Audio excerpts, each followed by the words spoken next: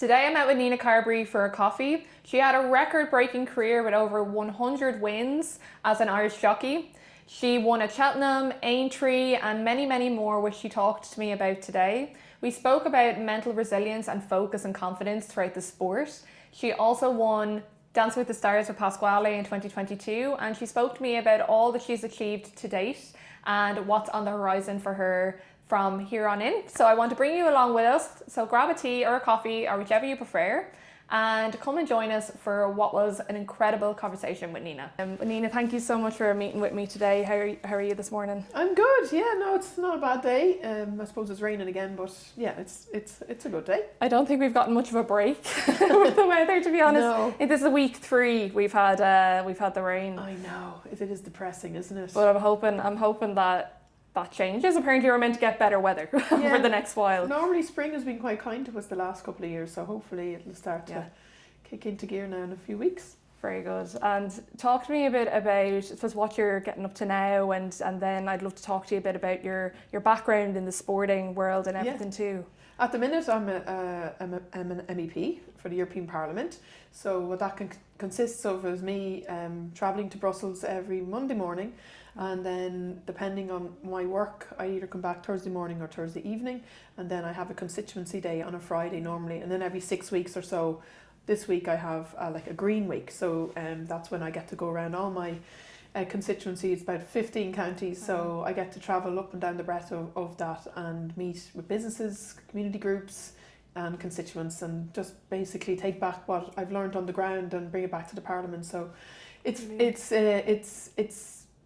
hard work, but it's something that I really enjoy, and I love meeting different people and the amount of amazing people out there doing unbelievable work, and all the different innovation and research that's been done as well has been incredible to see on the ground. So really enjoying it, and it's something that I didn't know how I'd cope being a politician or being a public rep, but I'm really enjoying it now. Good, and you have to love what you do. You know, I feel like with any line of work, you have to love what you do, and when you love what you do, it doesn't really feel like work. No, exactly. Do you like the networking side of it as well? Love that side of it. That's something for me. Meeting young people, going to schools, that's something that I really enjoy. Engaging with young people and also older people as well. It's something I'm quite passionate about. That older people have a say too. It's really important. So yeah, really enjoy the networking side of it. Great. And what about the travel? How do you find the travel each week? Yeah, it's something that I suppose I knew I was getting myself in for, and I can't complain about it. I was quite used to travelling as being on the road as a jockey. Literally every day you could be travelling for 4 hours to get to a race meeting and then 4 hours back. So to be honest, it's a bit more comfort driving yourself. You're on a plane on a Monday morning and then you're back on a Thursday. But listen, I knew what I was getting myself in for doing it, and I really enjoyed. Obviously, the down part has been away from my family, but I'm so busy that I suppose it takes up my time. So the main thing is that I'm busy, that I don't miss home. How do you balance work and home? Like when you're traveling so much and you're so busy, how would you create that balance for yourself with that work life? It's something that I'm still trying to balance. On a week, I try to fit in as much as I can into the 5-day week, and then if I have to do any events at the weekends or to be at anything, I just try to bring my girls with me, or else my husband helps out. So I try to create that the weekend is for them.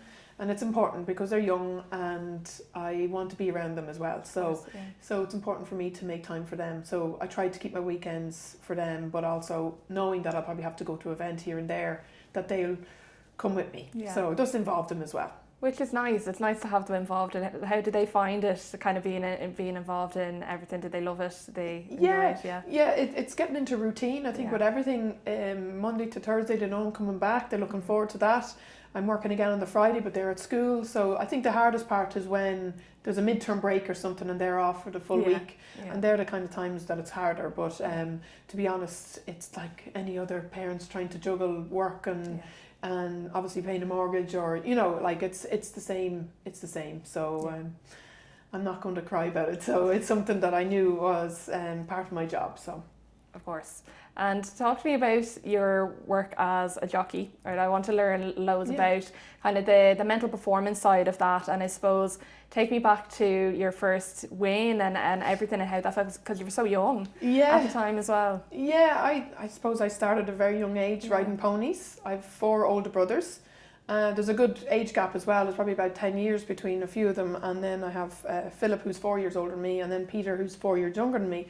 So I'd have to say that I had a wonderful upbringing. I had ponies left, right and centre of me. I had great ponies that were well schooled by my brothers. I suppose growing up I have a lot to thank my brothers for. They made me probably tough and very resilient. They never excluded me because of my gender or how young I was. So from a very young age I felt that I could compete with them. I suppose when we were like probably playing at home, I was very lucky to grow up on a farm, and we'd have the run of the fields on the ponies, and we'd have the odd time we'd have races, and they'd always make sure that they had a jump beside the bigger jumps for them. So I'd always feel like that I could compete with them, and I suppose from that early age I felt that that was never going to stop me, that being a girl in a very male-dominated sport, to be fair. I suppose it was very shaped from a very young age of being able to compete with boys. And also I was very into athletics. I competed a good bit with my schools and my club, and I suppose I was just very lucky. I was quite an athletic person. And you played basketball, right? I played basketball, yes, I started quite late. I started in Loretto Navan. I had a brilliant coach, Miss O'Mahony, Maria Mahoney, and she was wonderful. She just encouraged me every time. And to be honest, having basketball in school really kept me focused. It's the same as I was basketball as well in school too. I loved it. And the dedication to training, and I just couldn't wait to go to school. Even though I wasn't that good at school, but basketball was something that kept me going every week. And it was a wonderful upbringing. And as I said, my brothers had a big part to play in what shaped me and resilience wise. And then I was very lucky to ride my first winner at 16. And my dad obviously helped me try to get a bit of experience on the track. My first ride was right beside me in Fairyhouse. I finished 3rd. But I learned a lot from that ride, to be honest, because up until then I never really seen a video of me racing. And that's where I kind of felt that I needed to, I suppose, get better, because you never really criticise. I think you can only do better if you can criticise yourself and look at the self-analysis. I'd not wait for someone to do it for you, because people can be hesitant and not say anything. Don't want to probably I suppose get to your confidence, and that's something that I was quite conscious of. I was admirer of my own brother, who had an amazing style when he was racing, so I always tried to be as good as him, and that was something that I looked up to and tried. Would you have always watched back your performances? Yeah, and probably more critical of the times I won than the times I didn't. And I suppose that for me was where I learned most. Always asking other people what could I have done better. My dad would not interfere too much. He'd always let us make mistakes and not interfere after, and that, I think that was stood to me, that I had to start picking out my own, I suppose, mistakes and learn from them quicker. And I do, but I always tried to, not only my own family, I always tried to pick other people's brains as well and try to improve. So that was kind of always find new ways to learn, and kind of, I suppose we learn so much from failure than we do from success. I always feel if you were handed success tomorrow, what would you have learned from it? So I always feel like those stepping stones to get there is what you're going to learn most from. So I always say to athletes that I work with as well, is to always look for those 1% improvements, like find areas where you can improve. Even if you think it was a brilliant performance, there's always a 1% there where you could maybe do something different, right? I wish I had you back then. Did you work with a sports psychologist? Was that a thing back then? Like, was it available at all? No, and I was an amateur, but it's something that it would have helped. And I know now it's getting more professional as years go on, and they're doing wonderful work in that side of things. But that is absolutely, you've hit the nail on the head there. I think it's hugely important that, people get help along the way, because I was very lucky. I had my family that had huge experience in racing and competing, and yeah, like I suppose I was driven myself. I wanted to get better myself. And as I said, trying not to rely on other people to point it out to me, but also looking for more experience. And yeah, so basically. Exactly, yeah. And I feel that it's something now that there is a lot of pressure, I think, on young people specifically when they're in a sport and they're moving up. What advice would you give them, I suppose, at a young age? Because you had your first win when you were 16. What advice would you give to 16, 17, 18-year-olds who are just starting off in their sport? Yeah, I suppose work ethics probably got me the opportunities from the beginning. I couldn't take for granted my name will get me to a certain point, but after that then you have to do it yourself. And you have to prove yourself, which I had to. And I was very lucky at the time. There was a number of ladies races that, right, this is my opportunity. So you have to kind of, I believe that you have to spot your own opportunities as well. And ladies races for me was where I was going to try and show the skills that I had.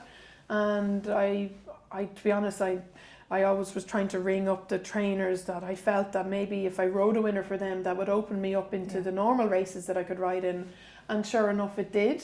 And my first winner was for Noel Mead, who then gave me a job later on in life. And we had a great partnership. I think I rode over 100 winners for him going down. But it was amazing how it started off, and that he had confidence in me then that I could get the job done in a ladies' race, that he would, I suppose, give me the chance then in a normal race against professionals, against the amateur lads as well. So it's about probably finding your own opportunities and then trying to expand on that as well, and giving yourself the most opportunity, but working and being dedicated to it, I suppose, it really helped a lot.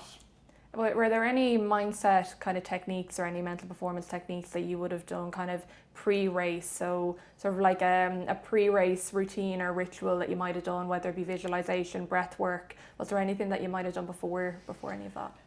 Not consciously, probably in my head. When I think back on it, I would have looked through the race a lot and figured out what way the riders would have been riding, their own style of riding, and also what horses they were riding. So I would probably go through that 110 times, especially in a big race. Especially on a horse that I would know very well, and especially if it was Cheltenham or if it was Punchestown, I'd have it. And 5 times out of 10, the race would go the way you wanted it to go, and you're on the right horse, and normally it'd win. And 9 times out of 10, probably it wouldn't go, and you have to revert to plan B. And sometimes everything is chucked out the window at the start when you miss the start or something. So you do have to be versatile and be able to think on the spot. A lot of things happen, like a horse can fall in front of you. So a lot of things can. But I do think it was important to have a mindset going out, have a plan, and visualize it in my head, which when you say it now, that's probably what I did. Yeah, a lot of people do it without realizing that they're doing it, right? It's unconscious. So when you're even imagining, let's say you're going to an event at the weekend, not sports related, just like a night out, let's say, you're visualizing, well, what am I going to wear? Who's going to be there? Where am I going to be? And you're thinking of all these things that you're going to be doing pre-event and at the event. And similar with sport, you're thinking of all the things that could happen, might not happen, possibly could happen. You're imagining the race, right? Or if it's a match or anything like that. So like you were saying, you were thinking if a horse fell in front of you, what would you do then if that was to be the case? Or if something didn't go your way in the race, what would be your next step? So you were always thinking I suppose maybe an example of is the Grand National, the English one. And for me, my first ride in that, I was conscious I wanted to be around jockeys that had ridden the race before.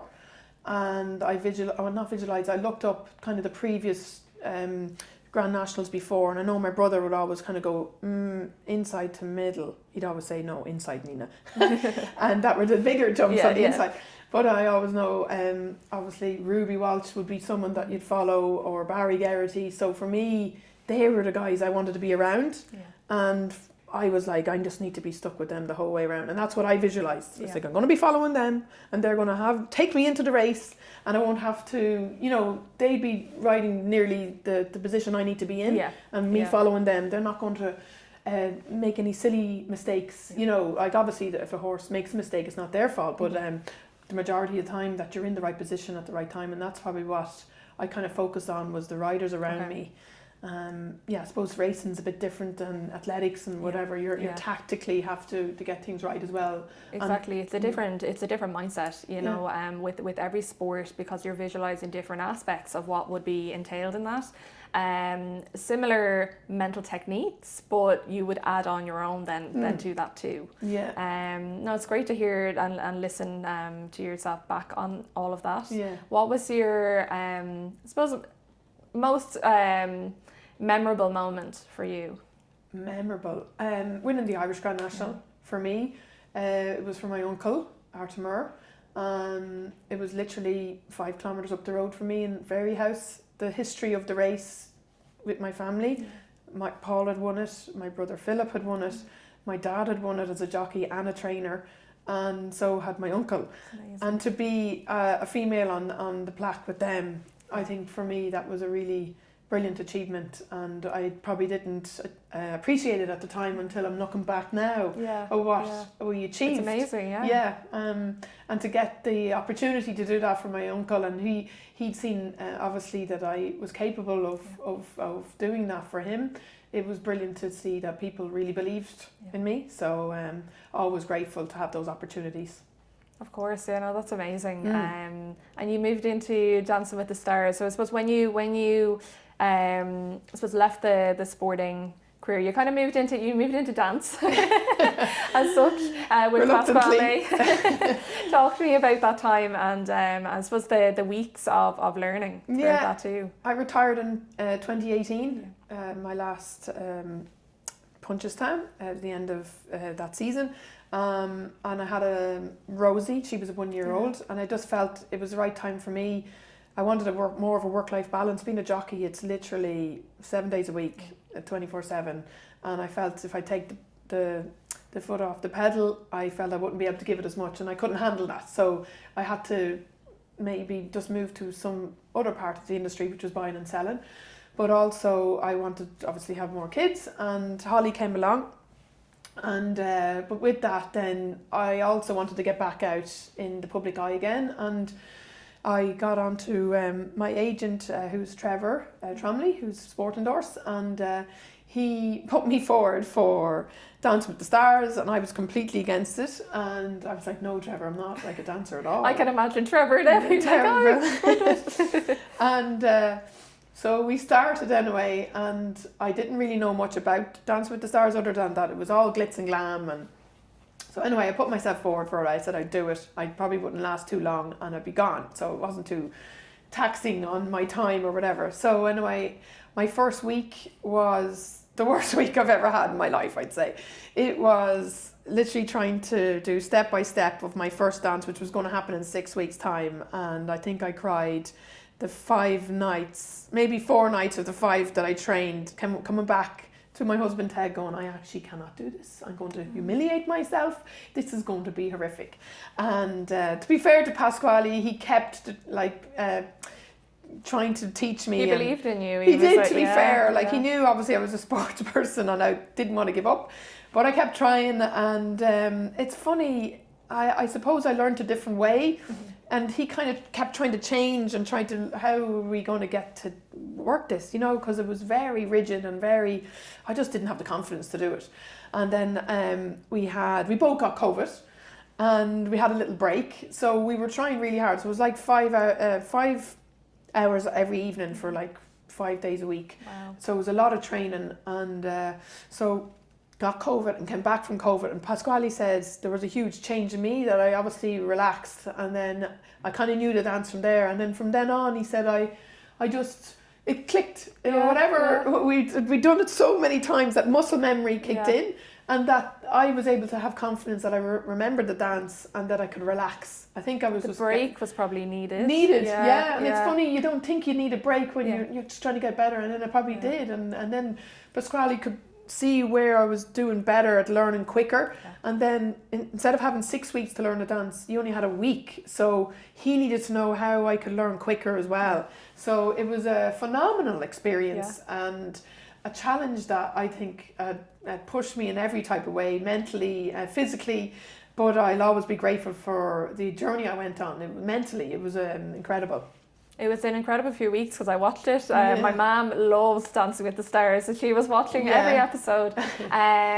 But I feel that the competitive sort of mindset that you would have had from the sporting career would have moved in with you into Dancing with the Stars. Do you feel that helped with the resilience to kind of push and follow through each week? Yeah, at the beginning, all I just wanted not to mutilate myself. I just really didn't want to fall on my face, and I think that was what I was trying to achieve.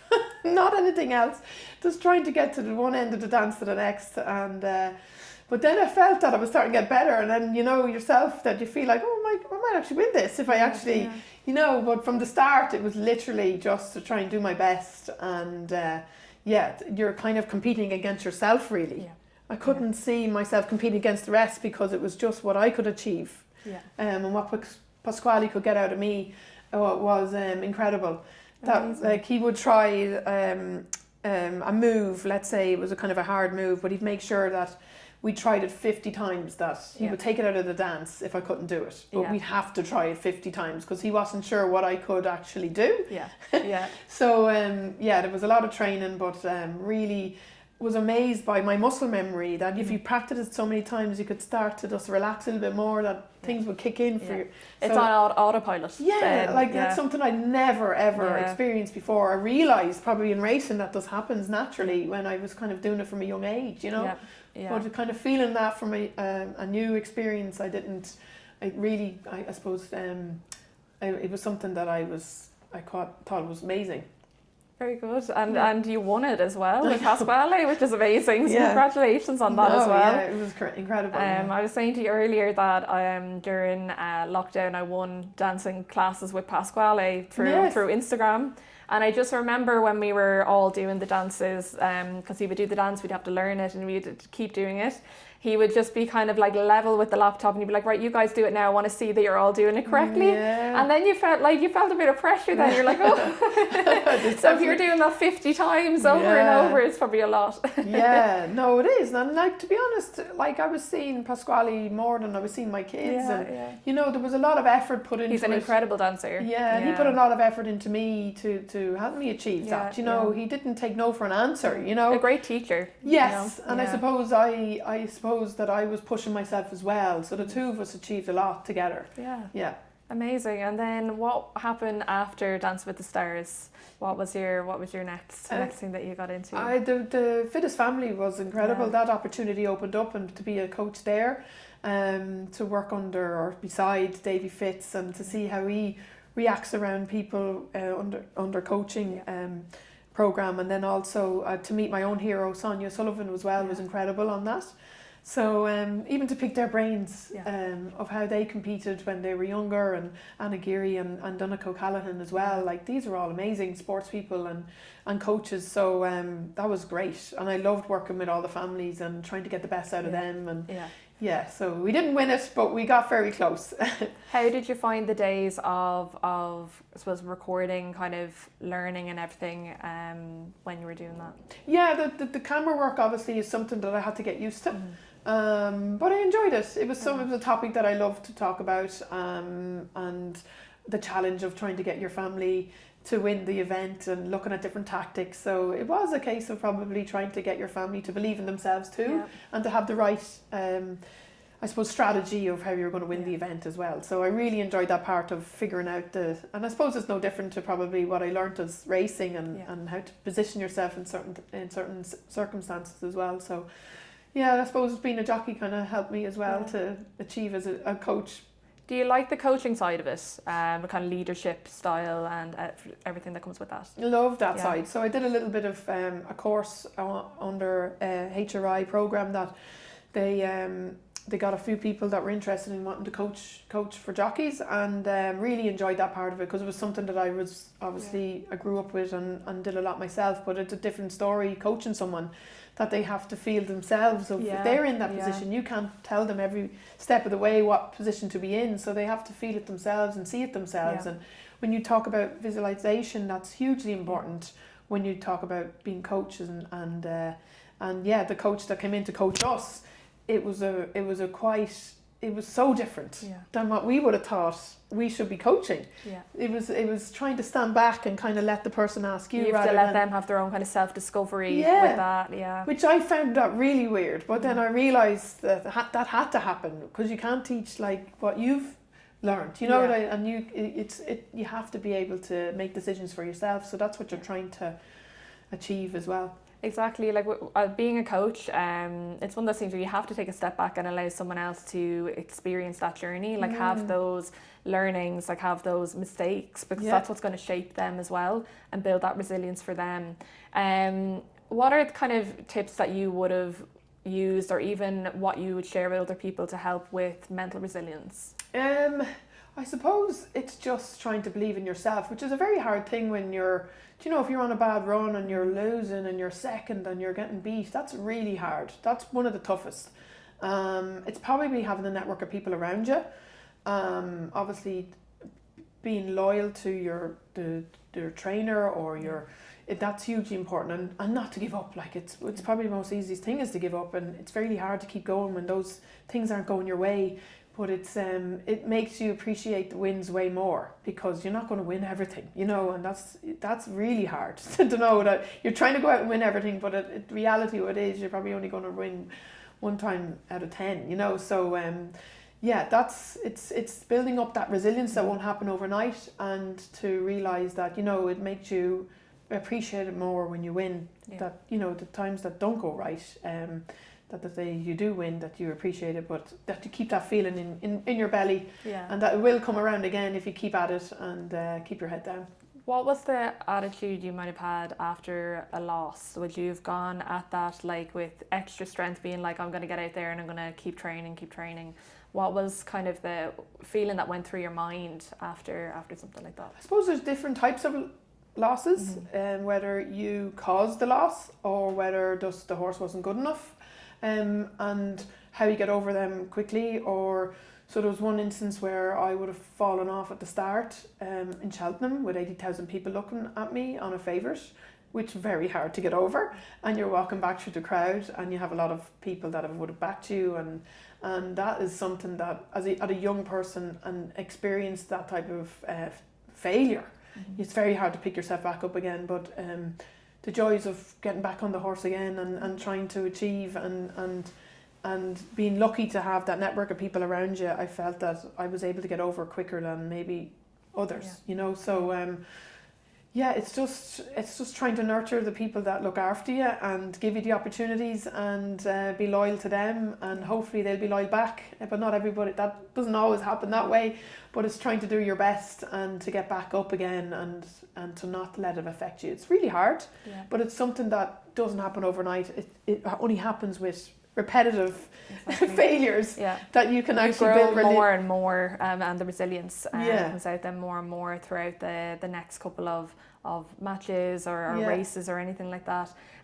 Because with athletes that I work with as well, it can be hard for them when you're working on a team, working together as a team, and you know there's a lot of people in the stadium. Even watching you, I would often get questions about how do I kind of control what I'm doing and not controlling kind of that there's other people there. Do you have full, I suppose, tunnel vision when you're in a race? Do you forget that there's not that there's other people racing beside you, but forget that there's other people in the stadium? Yeah, it does. Like unless you're at a huge meeting like Cheltenham and Punchestown, or you do hear the crowd and you do hear and you hear the roaring, and that only happens kind of the last 100 yards or the last furlong.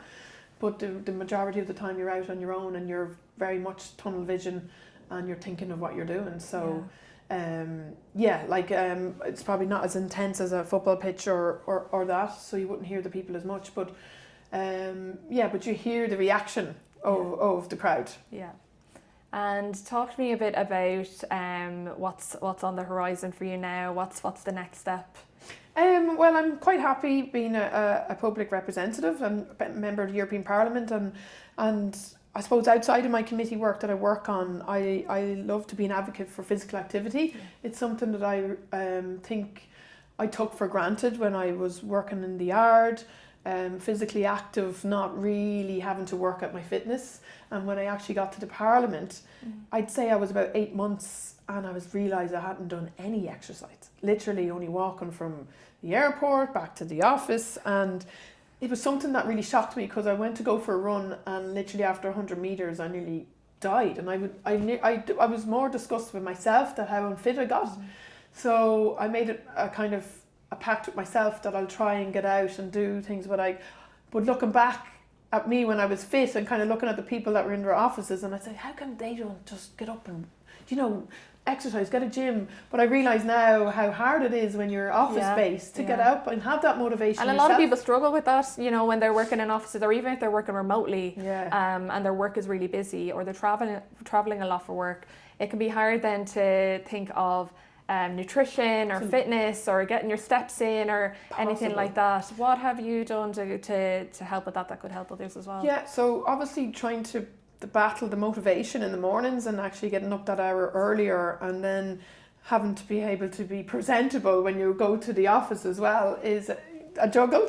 But it also is I try to obviously try and meet targets through my week, but joining like a football club or something that you have to go and meet those people or train, or else you won't get a game. The accountability is there, So I felt that helped a bit, and hopefully that can help me in the future. And that I have a goal that I need to be fit for, a game I want to play. So I needed to start putting targets in place, because otherwise I wasn't training for anything, so even if I try to maybe do a marathon someday, hopefully I will, that I'll be training along towards that. So I think targets is hugely important. It's having that goal in place where in 3 months time or 6 months time I have this goal that I want to reach, and then having those I suppose micro wins at the end of every month, where you say, I always say, if you have a goal, to split it up month to month or week to week, so that that you're going to have that win at the end of the week or end of the month. Would you feel like that's something that would help you too, kind of having that to achieve at the end of the week or end of the month? Yeah, like if I'd seen like a 10k, I'd never done a 10k before. I did it last year, and I was like, right, I need to be fit now for this, because I really don't want to be. Like, I want to have a respectable time. Not that I want to win it or anything. I just want to be able to compete for yourself. So I think those little things are really, really good, and to focus in on, and then hopefully you can improve off that. And I think that's, for me, it works. It's having those wins for yourself, because not doing it for someone else. It's like what your why is and your reason as to why you're doing that, and it's for yourself to have your own kind of goal outside of work. It's just something personal to you. And I say that as well, even with myself, it's like having those goals that you want to reach for yourself, which is great, and it helps with work then as well, and having that work-life balance, because you feel like you got your steps at the end of the week, or you did that race or run or anything like that. But you physically feel better as well in your head. That the endorphins are there. Like it's I definitely feel better after a run. I feel like I've done something for the week as well, physically. And I know a lot of people find it hard to run in this, but but hopefully anyway we get the better weather. Nina, what's one other piece of advice you'd give to have someone with their mental fitness, mental performance, for anyone that might be struggling at the moment, and maybe just working solely on their physical fitness, but know that there's habits there that kind of need to be broken, or anything that would just help them with working towards that goal that they want? I suppose that obviously it's probably, it depends if you're in a team sport or trying to just increase your own fitness, but definitely having goals and targets. I can't emphasize enough, it's hugely important. Like, I find it really hard to get out of bed in the morning and not have a target to work towards. Like, it has to be an achievable one too, but then you have an overall target of, I'd love to do a marathon someday, but you'd have the little ones in between that if you hit them, you feel better. And I do think that's hugely important from your mental side of things as well, that you feel like you're achieving. Outside of your work and everything, but like, it is something that like you feel that you can achieve if you put the effort in. Exactly. Nina, thank you so much for meeting with me today, and thank you for giving me your time. I know you're incredibly busy, and I wish you all the best with everything as well. Thank you. Thank you so much. Love that chat. Thank you.